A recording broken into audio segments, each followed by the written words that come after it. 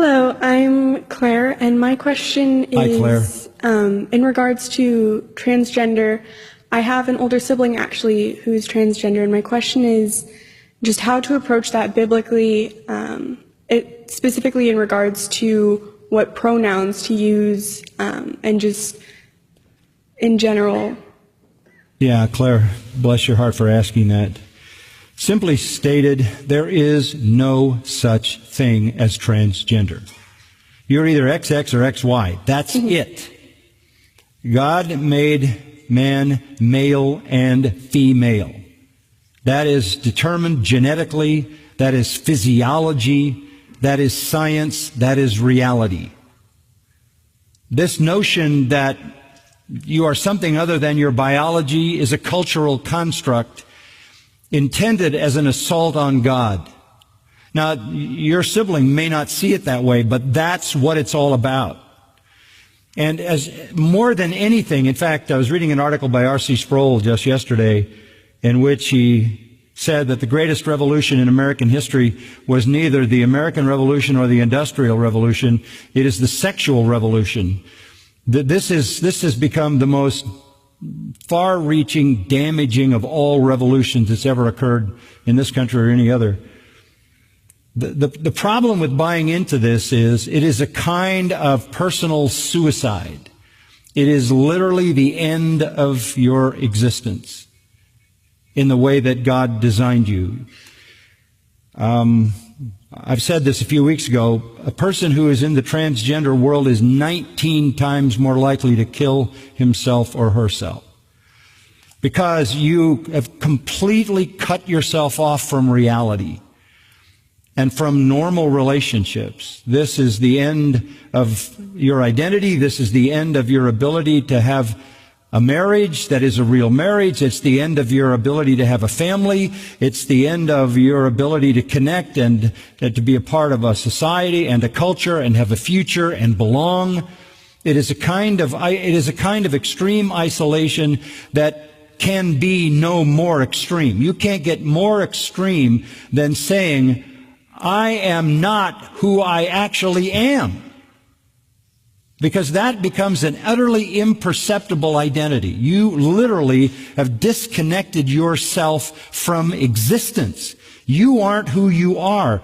You are some fantasy person in your own mind. Look, this is going to continue to escalate because we live in a world where people are told to construct whatever they want themselves to be.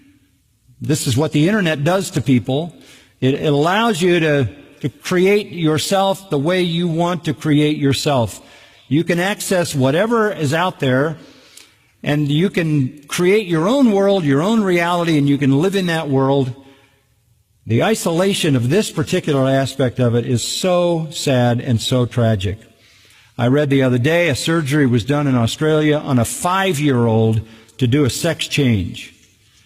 These kinds of parents ought to be imprisoned, who would lead a 5-year-old, and what kind of doctor would ever do that in a hospital in Australia?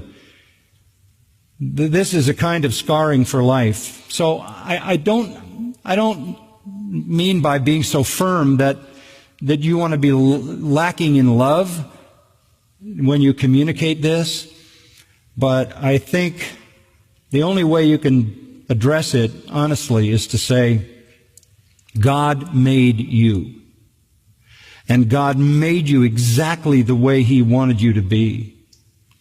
You're not only fighting God in His physical creation, you are even more importantly fighting God in His sovereignty. You are fighting God in His spiritual relationship to you. This is a war on God. I'm not going to let God tell me who I am. I'm not going to let God define me. I'm going to be my own God. I'm going to define myself. And you're in Romans 1, and that's a reprobate mind. That's a mind that doesn't even function. So, while saying that with firmness so you understand it, I think this has to be dealt with love and compassion, because there's some holes in the heart of someone going in that direction. There's a lack of being loved and accepted and feeling wanted and needed and significant. So on the one hand, the reality of that lie and deception is so damaging, so destructive, so isolating, so corrupting that it needs to be confronted. But on the other hand, that confrontation can't exaggerate what already exists, which is a sense of feeling isolated in relationships. So you've got to find the fine line between confronting the error of it to protect the person and at the same time providing the love and affirmation that that person needs to be all that God would have that person be. Does that help? Mm-hmm. Okay. Thank you. Thank you, Claire.